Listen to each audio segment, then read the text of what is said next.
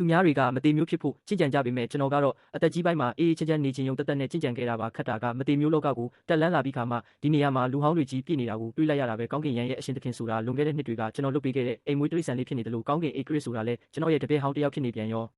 ာမူလကတော့မြည်သူမြည်ဝါဖြစ်ကြောင်းဖုံးကွယ်ပြီးအောက်ခြေစိတ်ခံတယောက်လိုပဲအေးအေးဆေးဆေးနေမလို့ပါဒါပေမဲ့အတိတ်ရောက်လာတဲ့စီနီယာအကိုကြီးကကျွန်တော်နှာခေါင်းကိုလက်ညှိုးထိုးပြီးအမိုက်ကောင်လို့လာဆဲပါလေရောကျွန်တော်နာမည်ကရှမ်ပူပါချစ်ကြံခဲ့တဲ့ရည်ရွယ်ချက်ကတော့ရိုးရိုးလေးပဲကဘာကြီးပျက်စီးသွားတဲ့အထိလေးပြီးလေးညင်းလေးတိုက်ခတ်ပြီးရေကြီးအိုင်လေးရှိတဲ့နေရာတစ်ခုမှာအေးအေးချမ်းချမ်းနေသွားခြင်းရုံပါပဲသူများတွေကံကြမ္မာအကျက်တဲကိုကြော်ဖြတ်ရတဲ့အခါအသက်နဲ့လဲရပေမဲ့ကျွန်တော်ကြော်ဖြတ်တုန်းကတော့မိုးကြိုးမှန်ပြီးတေလူမျိုးပါဖြစ်နေတဲ့မွေပြန်လေးတစ်ကောင်ကိုတာမန်ကရှန်ကပဲကဲပေးခဲ့တာသူများတွေမတေမျိုးလောကကိုတက်လန်းတဲ့အခါတလောကလုံးကဝမ်းမြောက်ဝမ်းသာအောင်ပွဲခံကြပေမဲ့ကျွန်တော်တက်လန်းခံနေကြမှာတပည့်အချို့ကငိုကြီးချက်မနဲ့သူတို့ကိုတပည့်ဖြစ်ပြန်လက်ခံဖို့လာတောင်းပန်နေကြတယ်ရှုပ်ရှုပ်ရှက်ရှက်ဖြစ်လွန်းလို့ဖက်ဒရီကြောက်စိမ့်ပြတစ်ချက်ဖြစ်ပေးပြီးမောင်းထုတ်ကတက်လန်းလာခဲ့တာပ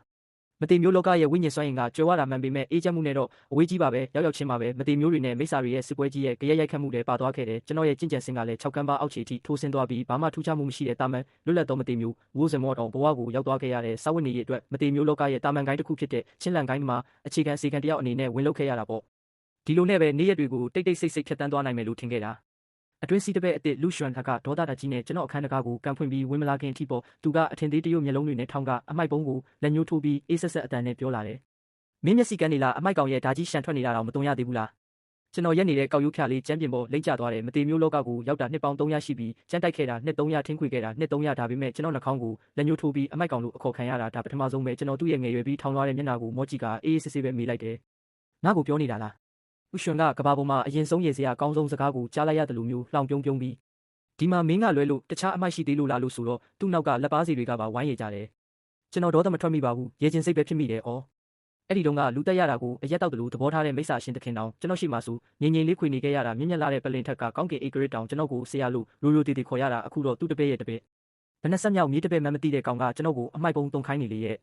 ဲ့ကျွန်တော်တက်ပြင်းခိုးလေးချရင်ဝိယုံထဲကနေနှွေးထွေးတဲ့ကြောက်စိမ့်ပြားလေးတစ်ချက်ကိုဖြည်းဖြည်းချင်းထုတ်လိုက်တယ်အဲ့ဒီကြောက်စိမ့်ပြားပေါ်မှာမင်္ဂလာရှိတဲ့တိမ်တိုက်စင်တွေထွင်းထူထားပြီးအလဲမှာတော့သေးငယ်လာတဲ့ကြမ်းဆိုတဲ့စာလုံးလေးရှိနေတယ်လွန်ခဲ့တဲ့နှစ်တွေကရန်ကြန့်တယောက်ကျွန်တော်ကိုလာပူစာလုံးလိုခါစီကြောက်အကျွင်းကြံလေးနဲ့အမတ်တမဲ့ထွင်းပေးခဲ့တာပါကျွန်တော်ကြောက်စိမ့်ပြားကိုလူရွှန်ရှိမှကမ်းပေးလိုက်ပြီးတည်ငြိမ်တဲ့လေတံနဲ့ပြောလိုက်တယ်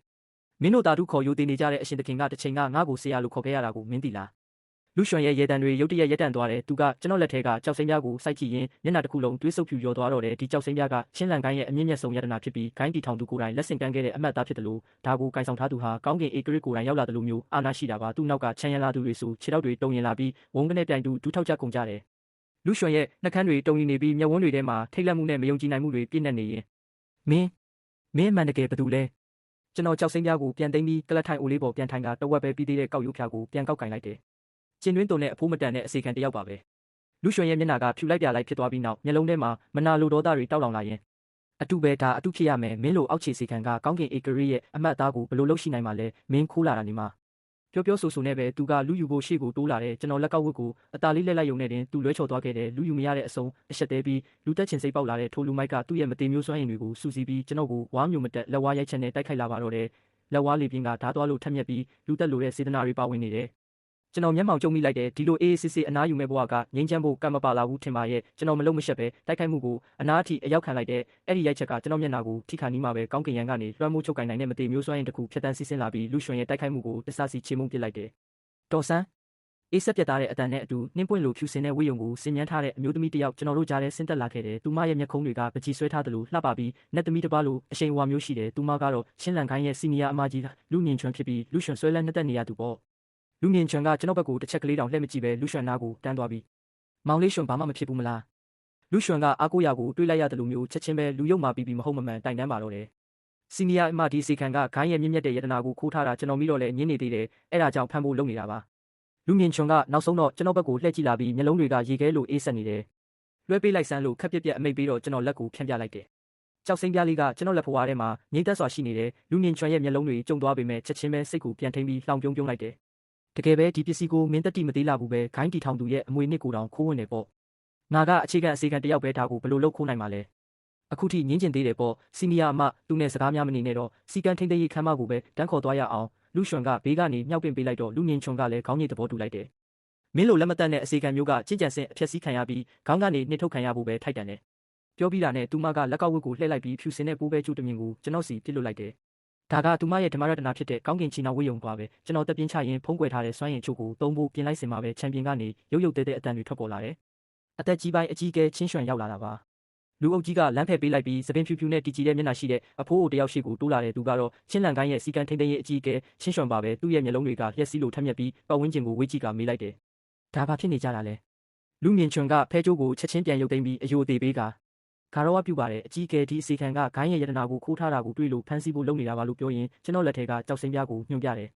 အကြီးအကဲချင်းရွှံရဲ့မျက်လုံးတွေကကြောက်စိမ်းပြားပေါ်ကျရောက်သွားတဲ့အခါမျက်နှာကချက်ချင်းတီးတန့်သွားပြီးအသက်ရှူတန်တွေမြန်လာတဲ့လူရွှံနဲ့လူမြင့်ချွန်တို့ကတော့အကြီးအကဲကိုယ်တိုင်ကျွန်တော်ကိုအပြစ်ပေးတော့မယ်အထင်နဲ့အောင်းနိုင်သူအပြုံးတွေပြုံးနေကြတာပေါ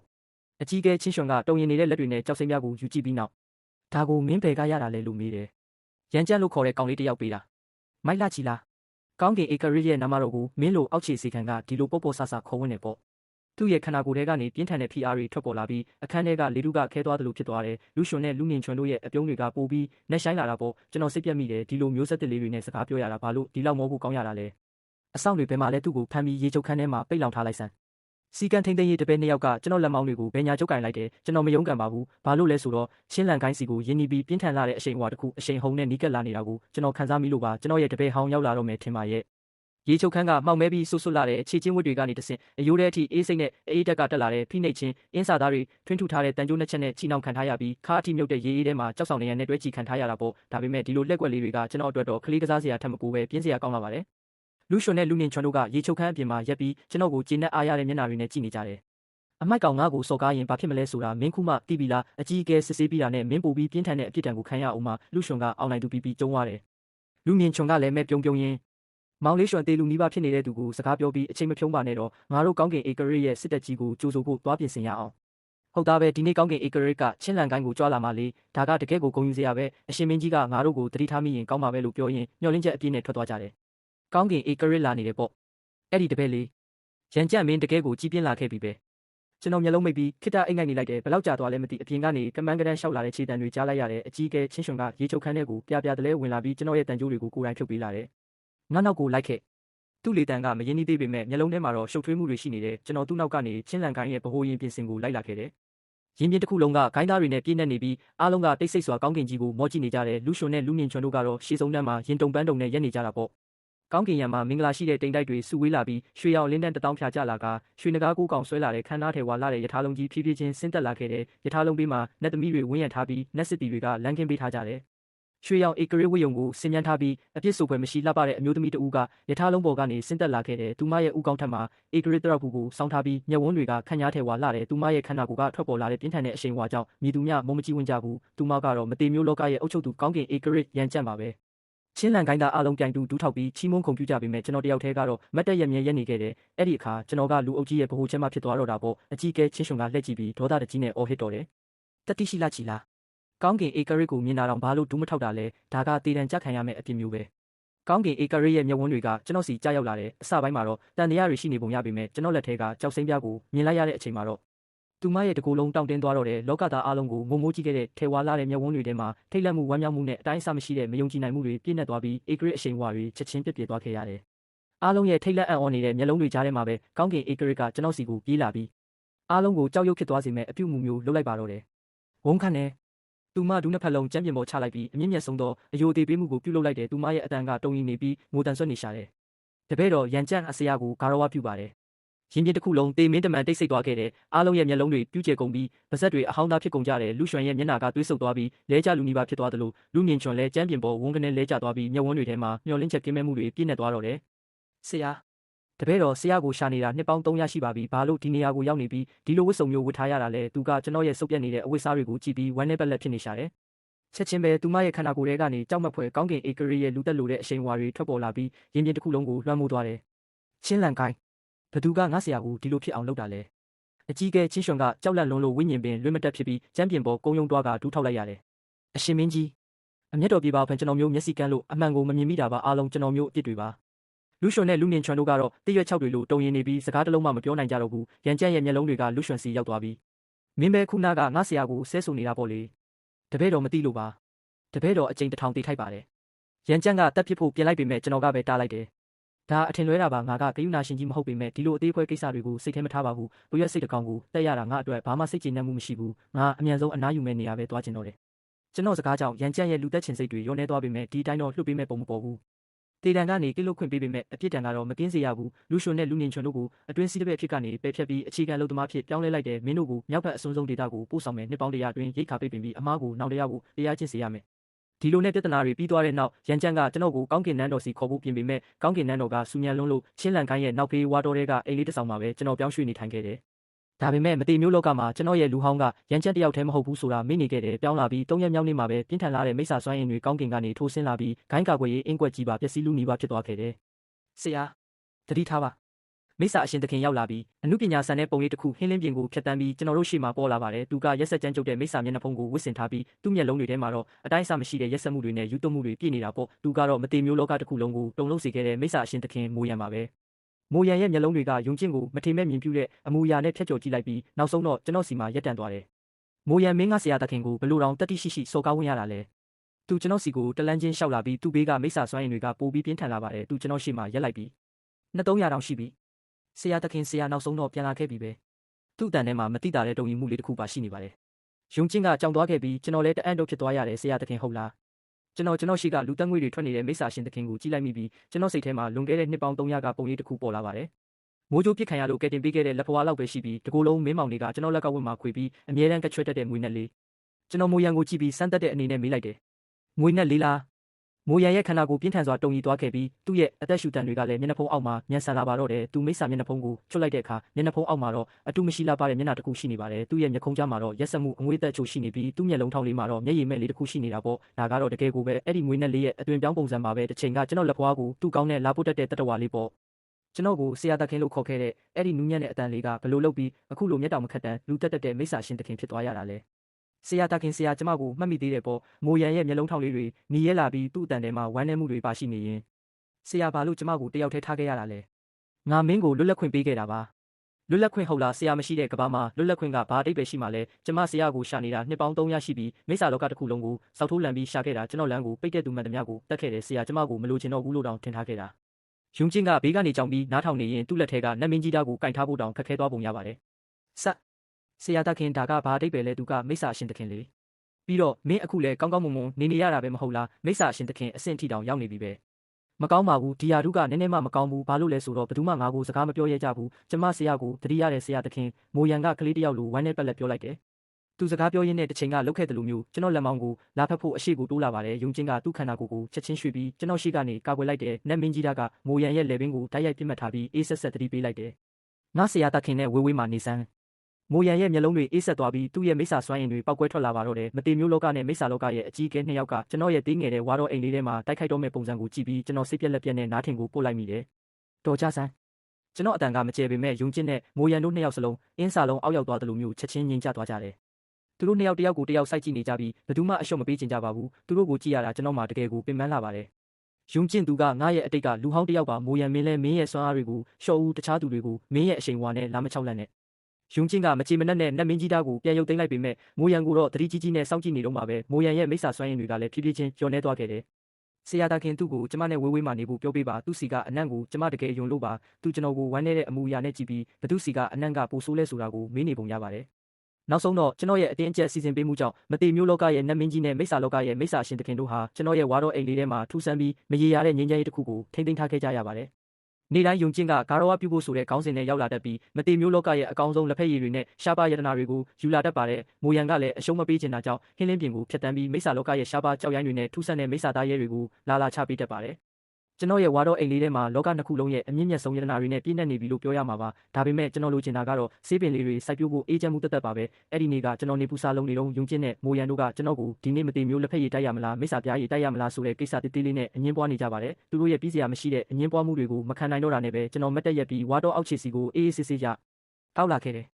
ခရမ်းရောင်ဝါတော်အုပ်ကိုဖျက်တမ်းသွားတဲ့အချိန်မှာပြင်းထန်တဲ့အင်းကွက်တစ်ခုနဲ့ဖုံးကွယ်ထားတဲ့ခုတစ်ခုကိုရှာတွေ့ခဲ့ပါတယ်ဒီအင်းကွက်ကဟိုးရှိကလေးကရှိနေတာဖြစ်ပြီးတကယ်ကိုတိမ်မွေ့လုံးလို့ယုံကျင့်အောင်ရှာမတွေ့ခဲ့တာပါဒါပေမဲ့ကျွန်တော်ကတော့တစ်ချက်ကြည့်လိုက်ရုံနဲ့တင်ဒါကိုဘယ်လိုဖြေရမလဲဆိုတာသိလိုက်ပါတယ်လက်ချောင်းလေးတွေကိုလှုပ်ရှားပြီးနီးစနစ်အချို့ကိုတုံးလိုက်တာနဲ့အင်းကွက်ကချက်ချင်းပြောက်ကွယ်သွားပါတော့တယ် ဂူရဲ့အတွင်းပိုင်းမှာတော့တီးတန့်ကဘာငယ်လေးတစ်ခုရှိနေပြီးအလယ်မှာရေကန်လေးတစ်ခုရှိပါတယ်ရေကန်တွေကရေတွေကတက်တက်လို့9ရောင်တောက်ပနေတာပါဒါကတော့ပြန်လည်မွေးဖွားခြင်းရေကန်ပါပဲဒဏ္ဍာရီတွေရဟိုးရှိဦးကာလာကဒီရေကန်ကိုနတ်ဖျားတွေမွေးဖွားဖို့အတွက်သုံးခဲ့တာလို့ဆိုကြပါတယ်ပြန်လည်မွေးဖွားခြင်းရေကန်ရဲ့ဘေးမှာတော့ကြောက်စာတုံးတစ်ခုရှိနေပြီးအဲ့ဒီကြောက်စာတုံးပေါ်မှာစာသားအချို့ထွင်းထူထားပါတယ်အဲ့ဒီစာသားတွေကိုမြင်လိုက်ရတဲ့အချိန်မှာကျွန်တော်တကယ်ကိုစွန့်သွားခဲ့ရတယ်ဖူအားဖြွေမင်းဒီစာကိုမြင်ရတဲ့အချိန်မှာငါဒီကဘာပေါ်မှာရှိတော့မှာမဟုတ်ပါဘူးငါရဲ့အတ္တကြီးမှုကိုခွင့်လွှတ်ပေးပါငါမတေမျိုးလောကတစ်ခုလုံးရဲ့ကံကြမ္မာကိုမင်းရဲ့ပခုံးပေါ်တင်ပေးခဲ့ပါပြီမတေမျိုးအရှင်မြတ်ရှင်ချမ်းရှင်သူကတော့ကျွန်တော်မတေမျိုးလောကကိုမတက်လန်းခင်ကရှိခဲ့တဲ့တူးတဲ့တော်တငယ်ချင်းဖြစ်ပြီးကျွန်တော်ကိုမတေမျိုးလောကစီရောက်အောင်အတင်းတွန်းပို့ခဲ့တဲ့သူလည်းဖြစ်ပါတယ်အဲ့ဒီနှစ်ကသူကသူ့ရဲ့တက်တန်းကုန်ပြီလို့ပြောပြီးကျွန်တော်ကိုမတေမျိုးလန်းစင်စီတယောက်ထဲသွားခိုင်းခဲ့တာပါဒါပေမဲ့သူခြံထားခဲ့တဲ့စကားတွေကဘာအတိတ်ပဲလဲမတေမျိုးလောကရဲ့ကံကြမ္မာကိုကျွန်တော်ပခုံးပေါ်တင်ထားခဲ့တယ်ဆိုတာဘာကိုဆိုလိုတာလဲကျွန်တော်နှလုံးသားထဲမှာမအေးချမ်းတဲ့ခံစားချက်တစ်ခုပြင်းထန်စွာထွက်ပေါ်လာခဲ့တယ်ကျွန်တော်လက်ကိုဆန့်ထုတ်ပြီးကြောက်စာတုံးကိုထိလိုက်မိပါတယ်ကျွန်တော်လက်ချောင်းတွေကြောက်တုံးပေါ်ထိမိသွားတဲ့အချိန်မှာပဲအလွန်ဆူးရှာတဲ့အလင်းတန်းတွေပောက်ကွဲထွက်လာပါတော့တယ်အတိတ်ကပုံရိပ်တွေနဲ့သတင်းချက်လက်အပိုင်းစာပေါင်းများစွာကျွန်တော်စိတ်ထဲကိုစီးဝင်လာခဲ့တယ်ကျွန်တော်မတေမျိုးလောကရဲ့အတိတ်ကိုမြင်လိုက်ရပြီးကဘာလုံးမဲ့ပူပေါင်းကြံစည်မှုကြီးတစ်ခုကိုရှာဖွေတွေ့ရှိခဲ့ရပါတယ်မတေမျိုးတွေနဲ့မိစ္ဆာတွေအတူမနေနိုင်ဘူးဆိုတာလောက်ကျန်ထားတဲ့စကားသက်ပါပဲဟိုရှိဦးကာလာကလေးကရှိခဲ့ပါတယ်ဆိုတဲ့နာကျင်မှုတွေကလည်းမူတာဝါဒတွေသာဖြစ်ပါတယ်မတေမျိုးလောကနဲ့မိစ္ဆာလောကကမူလကမြစ်ဖျားခံရတစ်ခုလေးပါဒါပေမဲ့ဘယ်ချိန်ကစခဲ့လဲမသိပါဘူးမတေမျိုးလောကရဲ့ဝိညာဉ်စွမ်းရည်တွေကတဖြည်းဖြည်းလျော့နေလာပြီးပျက်စီးခြင်းလက္ခဏာတွေပေါ်လာခဲ့တယ်မတေမျိုးလောကရဲ့တည်ငြိမ်မှုကိုထိန်းသိမ်းဖို့အတွက်မတေမျိုးအရှင်မြတ်ရှင်ချမ်းဦးဆောင်တဲ့ရှေးဟောင်းမတေမျိုးအဖွဲ့တစုကတကယ်ကိုရက်ဆက်တဲ့နီလန်တစ်ခုကိုတီထွင်ခဲ့ကြပါတယ်သူတို့ကမိစ္ဆာလောကရဲ့မူလစွမ်းရည်တွေကိုအတင်းအကျပ်ဆုပ်ယူဖို့အတွက်ကြီးမားတဲ့အင်းကွက်ကြီးတစ်ခုကိုတိစောက်ခဲ့ကြတာပါဒါကတော့မတေမျိုးလောကရဲ့ကုံဆုံးသွားတဲ့စွမ်းရည်တွေကိုပြန်ဖြည့်ဖို့အတွက်ပါပဲမိစ္ဆာလောကရဲ့စွမ်းရည်တွေကုံဆုံးသွားတဲ့အတွက်အဲ့ဒီနေရာရဲ့ပတ်ဝန်းကျင်ကမြန်မြန်ဆန်ဆန်ပျက်စီးသွားခဲ့ရတယ်မိစ္ဆာစွမ်းရည်တွေကကြမ်းတမ်းလာပြီးအဲ့ဒီမှာနေထိုင်တဲ့တရဝါတွေကလည်းရက်ဆက်ပြီးတွေးဆလာကြပါတော့တယ်ဒါကတော့မတေမျိုးတွေနဲ့မိစ္ဆာတွေကြားကစစ်ပွဲရဲ့တကယ်အဓိကအကြောင်းရင်းပါပဲအမှန်တရားကိုဖုံးကွယ်ဖို့အတွက်ရှင်ချမ်းလောကကလူတွေကမူတာဝါဒပေါင်းများစွာကိုဖန်တီးခဲ့ကြပြီးအပြစ်အလုံးကိုမိစ္ဆာမျိုးနွယ်စုတွေပေါ်ပုံချခဲ့ကြတာပါရှင်ချမ်းကကျွန်တော်ကိုမတေမျိုးလောကစီတွန်းပို့ခဲ့တဲ့တူးရဲသောအကြောင်းပြချက်ကတော့ကမ္ဘာစွမ်းရည်တွေကိုစုပ်ယူနေတဲ့အဲ့ဒီအင်းကွက်ကြီးကိုစွမ်းရည်ဖြည့်ပေးဖို့အတွက်ပါပဲသူကပြိုလဲတော့မဲ့အင်းကွက်ရဲ့ဗဟိုချက်နေရာမှာအစားထိုးဖို့အတွက်ကြီးမားတဲ့ကံကြမ္မာနဲ့ကောင်းကင်ကိုဆန့်ကျင်နိုင်တဲ့ကျင့်ကြံခြင်းစွမ်းအားရှိတဲ့သူတစ်ယောက်ကိုလိုအပ်နေခဲ့တာပါပြီးတော့ကျွန်တော်ရှမ်ပူကသူ့ရွေးချယ်ခဲ့တဲ့အကောင်းဆုံးအစားထိုးပစ္စည်းဖြစ်နေခဲ့ရတယ်ကျွန်တော်ရောက်ချင်းကြုံတွေ့ခဲ့ရပါတယ်ဆိုတဲ့စစ်ပွဲကြီးရဲ့အကျွင်းကြံတွေကလည်းတကယ်တော့သူဆင်ထားတဲ့ထောင်ချောက်တက်ပါပဲသူ့ရဲ့ရွေးချက်ကကျွန်တော်ရဲ့ကျင့်ကြံခြင်းစွမ်းအားတွေကိုကုံဆုံးစေပြီးကျွန်တော်မှာခုခံနိုင်စွမ်းမရှိတော့အောင်လုပ်ဖို့ပါပဲနောက်ဆုံးတော့ကျွန်တော်အင်းကွက်ကြီးရဲ့ဝါမျိုးခြင်းကိုခံရမှာဖြစ်ပါတယ်သူကကျွန်တော်ကိုအစကတည်းကကြံစီထားခဲ့တာပါကျွန်တော်နှလုံးသားထဲကနေအေးဆက်ဆက်ဒေါသတွေထွက်ပေါ်လာခဲ့တယ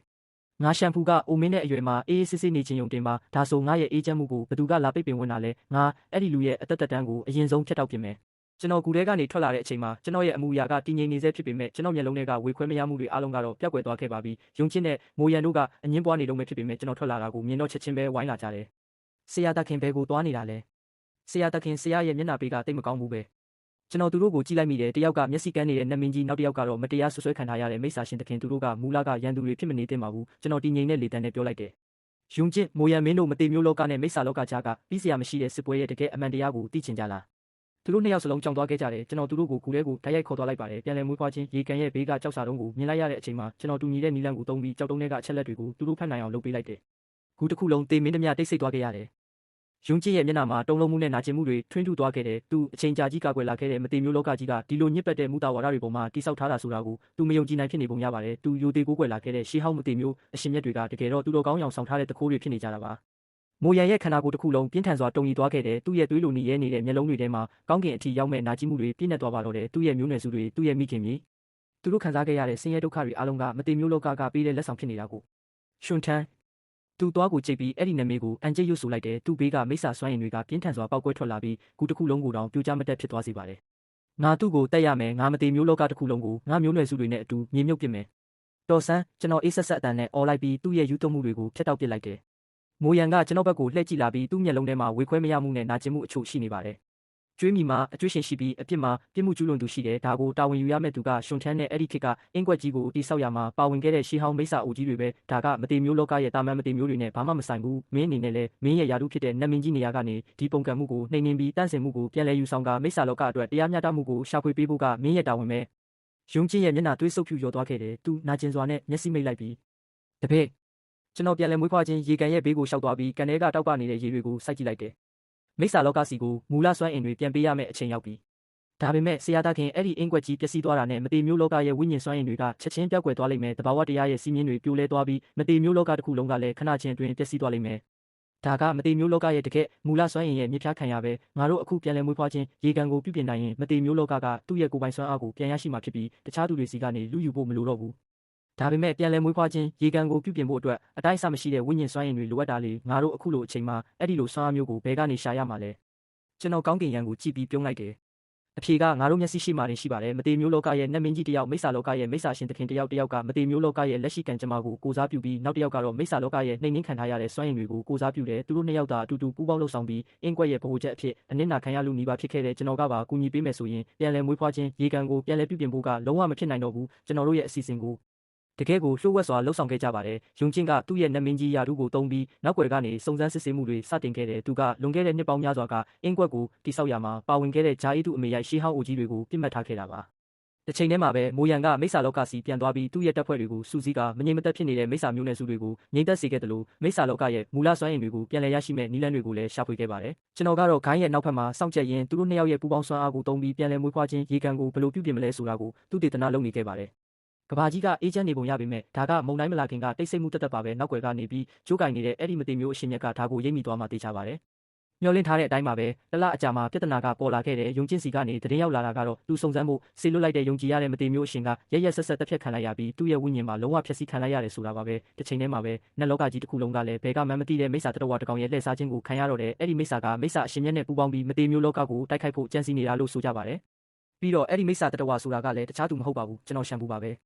ဲမတေမျိုးလောကတစ်ခုလုံးခြောက်ခြားသွားခဲ့ရတယ်အတိုင်းအဆမရှိတဲ့ရှေးဟောင်းမတေမျိုးမျိုးနွယ်စုတွေနဲ့ခိုင်းတွေကနတ်နန်းတော်ကိုဖိအားပေးပြီးယုံကျင့်စီကနေရှင်းလင်းချက်တောင်းဆိုကြပါတော့တယ်ရှင်ချမ်းကနောက်ဆုံးတော့သူ့ရဲ့အကွက်ကိုစပြီးရွှေ့လိုက်ပြီးပေါ့သူကတိုက်ရိုက်ရင်ဆိုင်ခြင်းကိုမရွေးချယ်ပဲအောက်တန်းကျတဲ့နီလန်းကိုတုံးပြီးလူတို့ရဲ့အမြင်ကိုလှုံ့ဆော်ကကျွန်တော်တို့ကိုအထီးကျန်အောင်လုပ်ဖို့ကြံစည်ခဲ့တာပါအဲ့ဒီနေ့မှာပဲလူအုပ်ကြီးကကင်လုံကိုင်းရဲ့တကားဝက်စီကိုရုတ်ရက်ရောက်လာကြတယ်သူတို့အားလုံးကမတေမျိုးလောကရဲ့အထက်အဖွဲ့အစည်းတွေကကိုယ်စားလှယ်တွေဖြစ်ပြီးသူတို့ရဲ့အရှိန်အဝါကတော့အတိုင်းအဆမရှိတဲ့အကြီးကဲချို့ကဥဆောင်လာတာပါသူတို့ကမတေမျိုးလောကရဲ့အကြီးကဲတွေလို့ကိုတတ်မှတ်ထားကြပြီးကင်လုံကိုင်းကိုရှမ်ပူကိုအနံဖို့တောင်းဆိုကြပါတယ်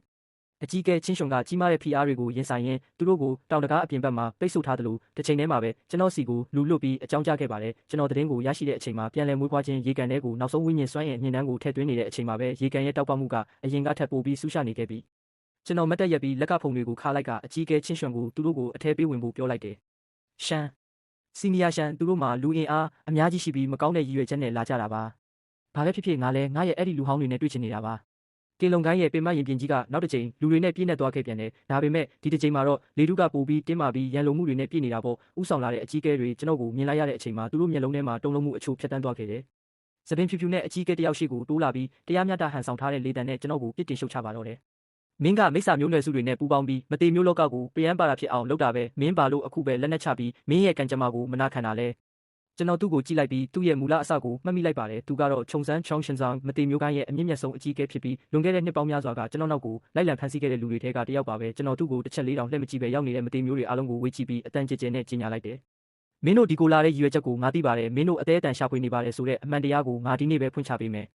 ယ်ကျွန်တော်လက်ကိုမှောက်လိုက်တဲ့အခါကျွန်တော်လက်ဖွားထဲမှာမှတ်ညံကြောက်တုံးတုံးပေါ်လာပါတယ်ဒါတွေကတော့ကျွန်တော်တေချာပြန်လည်ရယူထားတဲ့ပုံရိပ်တွေပါပဲကျွန်တော်ကြောက်တုံးထဲကိုမတေမျိုးစွမ်းအင်တွေထည့်လိုက်တာနဲ့အဲ့ဒီမှတ်ညံကြောက်တုံးကနေအလင်းတန်းတစ်ခုချက်ချင်းထွက်ပေါ်လာပါတော့တယ်အလင်းမျက်နှာပြင်ပေါ်မှာမတေမျိုးလောကမိစ္ဆာလောကရဲ့မူလစွမ်းအင်တွေကိုခိုးယူနေတဲ့မြင်ကွင်းတွေစတင်ပြသလာပါတော့တယ်ရှင်ချမ်းရဲ့ကဘာလုံးမဲ့ပူပေါင်းကြံစည်မှုကြီးတစ်ခုလုံးဖွင့်ချခံလိုက်ရတဲ့အချိန်မှာတော့အမှန်တရားကအားလုံးရဲ့မျက်စိရှိမှတင်ထင်ထင်ရှားရှားရှိနေခဲ့ပါပြီရင်းမြစ်တစ်ခုလုံးပယံပါတာဖြစ်သွားခဲ့ရတယ်တရားမျှတမှုကိုရှာဖို့ရောက်လာကြတဲ့မတေမျိုးတွေရဲ့မျက်နှာမှာတုံလုံးမှုနဲ့ဝေခွဲမရမှုတွေပြည့်နှက်သွားပါတော့တယ်ခြုံစမ်းကိုင်းရဲ့အမြင့်မြတ်ဆုံးအကြီးကဲရဲ့အမူအရာချက်ချင်းပြောင်းလဲသွားခဲ့တယ်။ဒါတွေအားလုံးမဟုတ်မမှန်ဆွဆွဲချက်တွေပဲဒါလုံးဝလုံးကြံထားတာသူစကားပြောရင်းနဲ့တက်တွေတွေကိုဖျက်ဆီးဖို့အတွက်အလင်းမျက်နှာပြင်စီကိုလက်ဝါးနဲ့ရိုက်ချပစ်လိုက်ပါတယ်။ဒါပေမဲ့သူ့ရဲ့လက်မောင်းကဟင်းလင်းပြင်မာတင်ချက်ချင်းတောင်းတင်းသွားခဲ့တယ်လက်တစ်ဖက်ကသူ့ရဲ့လက်ကောက်ဝတ်ကိုတင်းတင်းကြပ်ကြပ်ချုပ်ကင်ထားတာပါသူကတော့ယုံချစ်မှာပဲသူပဲချိန်ကရင်ပြင်ပေါ်ကိုဘယ်သူမှမသိအောင်ရောက်လာခဲ့တာလေ။ယုံချစ်ရဲ့အတန်ကအယိုးတဲ့အထိအေးဆက်နေပါတယ်။လောက်ကြံထားတာဟုတ်လားဒါဆိုတာကလည်းလောက်ကြံထားတာပဲလားသူစကားပြောရင်းနဲ့နောက်ထပ်ပုံရိပ်ပြစနစ်ကြောက်တုံးတုံးကိုလေထဲပစ်တင်လိုက်ပါတယ်အဲ့ဒီကြောက်တုံးထဲမှာတော့ယုံကြည်ရတဲ့မတေမျိုးအရှင်ကသူမတေဆုံးခင်နောက်ဆုံးပို့လုပ်ခဲ့တဲ့မှတ်တမ်းပုံရိပ်ရှိနေတာပါအဲ့ဒီထဲမှာခြုံစမ်းကိုင်းရဲ့အမြင့်မြတ်ဆုံးအကြီးအကဲကိုယ်တိုင်အဲ့ဒီမတေမျိုးအရှင်ကိုတက်ဖြတ်နေပြီးအရေးတစ်ခုဖြစ်တဲ့ရှင်ထန်းနဲ့စကားပြောနေတဲ့ပုံရိပ်တွေပါရှိနေပါတယ်တက်တွေကတောင်တောင်လိုခိုင်မာနေတာကြောင့်ခြုံစမ်းကိုင်းရဲ့အမြင့်မြတ်ဆုံးအကြီးအကဲရဲ့မျက်နှာကပြားနှံသွားပါတော့တယ်သူအားလုံးပြီးဆုံးသွားပြီဆိုတာကိုသိလိုက်ပြီးပေါ့အမှန်တရားကဖွင့်ချခံလိုက်ရပြီးလူတွေကလည်းဒေါသတကြီးဖြစ်ကုန်ကြတော့တယ်နှစ်ပေါင်းများစွာလှည့်စားခြင်းခံခဲ့ရတဲ့မတေမျိုးတွေကဒေါသအားလုံးကိုသူ့စီနဲ့သူ့နောက်ွယ်ကစွမ်းအားတွေစီကိုတပြိုင်နက်တည်းလှည့်ပြောင်းလိုက်ကြပါတော့တယ်နတ်မင်းကြီးရဲ့နာမတော်နဲ့ပဲယုံကျင့်ကရင်ပြမာတင်ချက်ချင်းအမိတ်ထုတ်လိုက်ပါတယ်သူကအဲ့ဒီပူပေါင်းကြံစည်မှုမှာပါဝင်ခဲ့တဲ့မတေမျိုးတွေအားလုံးကိုစစ်ဆေးမေးမြန်းမှုအတွက်ချက်ချင်းဖမ်းဆီးခိုင်းလိုက်ပါတယ်မတေမျိုးလောကတစ်ခုလုံးကိုလွှမ်းမိုးသွားမဲ့တန့်စင်မှုကြီးကတော့တရားဝင်စတင်ခဲ့ပြီပေါ့ဒီကိစ္စတွေကိုဖြေရှင်းပြီးတဲ့နောက်ကျွန်တော်နောက်ဘက်တောင်ကခူထဲကိုပြန်လာခဲ့တယ်ငါးကြီးကငါးစာကိုမကိုက်သေးဘူးဆိုတာကျွန်တော်သိပါတယ်ရှင်ထန်းကလာမှသိချပါတယ် မျောလင့်ထားတဲ့အတိုင်းပါပဲကျွန်တော်ကူထဲကိုလှမ်းဝင်လိုက်တာနဲ့နူးညံ့တဲ့အတန်တန်ထွက်ပေါ်လာပါတယ်ဖူအားအချိန်အတော်ကြာသွားပြီပဲ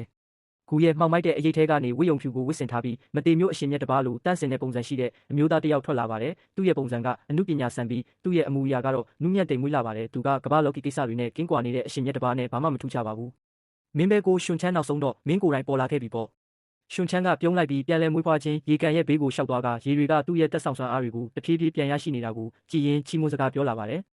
မင်းကတကယ်ကိုမင်းရဲ့နာမည်နဲ့ထိုက်တန်ပါတယ်ဒီနေရာကိုဒီလောက်မြန်မြန်ရှာတွေ့ပြီးပြုပြင်နိုင်လိမ့်မယ်လို့မထင်ထားခဲ့ဘူးငါမင်းကိုရွေးချယ်ခဲ့တာမမှားဘူးပဲမင်းရဲ့အဲ့ဒီလူတော်ကောင်းရောင်ဆောင်တဲ့အပြုမှုတွေကိုရက်လိုက်စမ်းမင်းငါ့ကိုအင်းကွက်ရဲ့ဗဟိုချက်အဖြစ်သတ်မှတ်ခဲ့တာမင်းငါ့ကိုမတေမျိုးလောကရဲ့မူတာဝါဒတွေကိုထိမ့်သိမ့်ဖို့ကရိယာတစ်ခုလိုသုံးခဲ့တာဒီကျွေးမိကိုငါတို့ဒီနေ့ပဲအပြီးပိုင်ရှင်းရတော့မယ်ဖူအားမင်းဘာလို့ငါရဲ့ရည်ရွယ်ချက်ကိုနားမလည်နိုင်ရတာလဲ